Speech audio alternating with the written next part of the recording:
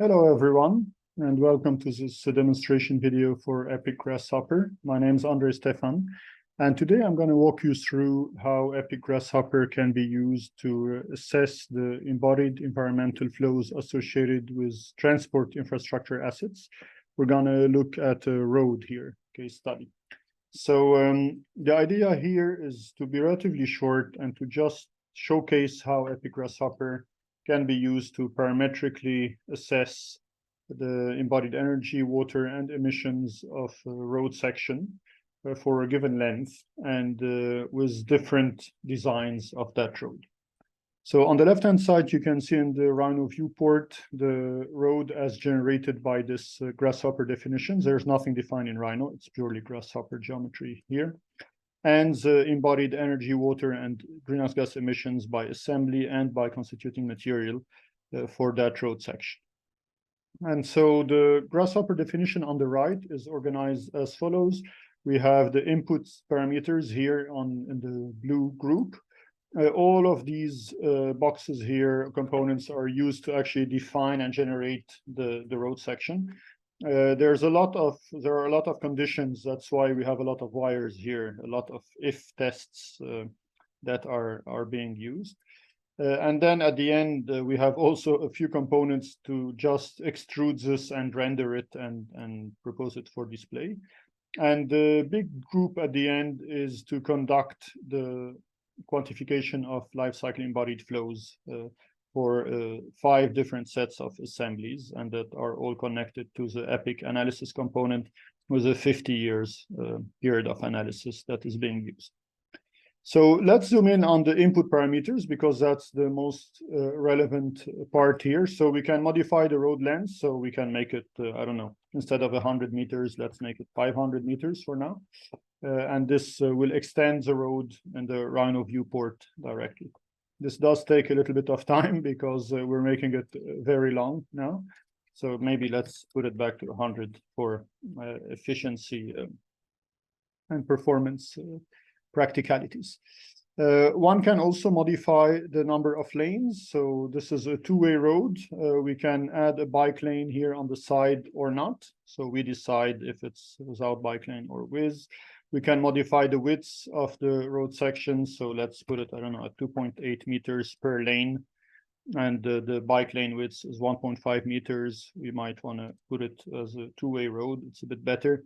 We can change if we have a line, just a painted line separator, or actual blocks that separate the road lanes or the road lanes from the bike lanes as well. And we have the sidewalks that is parametrizable at the end with the number of benches and number of lighting poles on the right-hand side. What is interesting to see here is the modification of the breakdown of embodied environmental flows depending on the designs that we choose. So with this design, which basically results in a very large surface of pavement, asphalt here in the pavement is the most significant contributor, and notably because it needs to be replaced so many times. But if we adopt something that is less, let's say, that has less pavement surfaces, well, the absolute value decreases, but also the relative contribution of other things, such as dimension stone used in sidewalks, increases as well. And so we can see how this, even with conditional logic, we have here also lighting poles only on one end and not two, and therefore their total contribution diminishes drastically.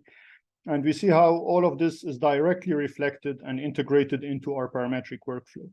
And it's responsive on the fly. So we just modify our value and we see exactly what happens on the left-hand side. We have, let's say, sidewalks that are a bit narrower. Let's put that down. We see that the dimension stone contribution here was reduced directly. We can also go directly into the definition of the pavement over here. And for example, says that I don't want to replace the asphalt every 15 years. Let's assume that it's durable for some reason. And let's make it, I don't know, 30 years. So let's double that. And we look at the lighter shade here, which represents recurrent. We can directly see that this has been reduced and now is equivalent to the original initial embodied environmental flows, energy, water, and greenhouse gas emissions.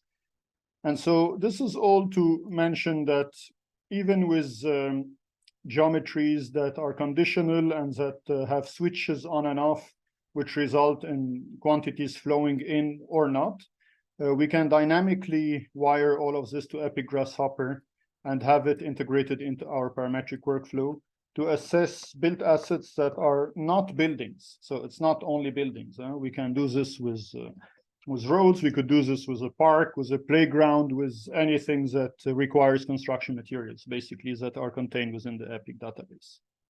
And so if you're more interested in having a go and playing around with this parametrization, you can download the Grasshopper definition. The link is in the description itself.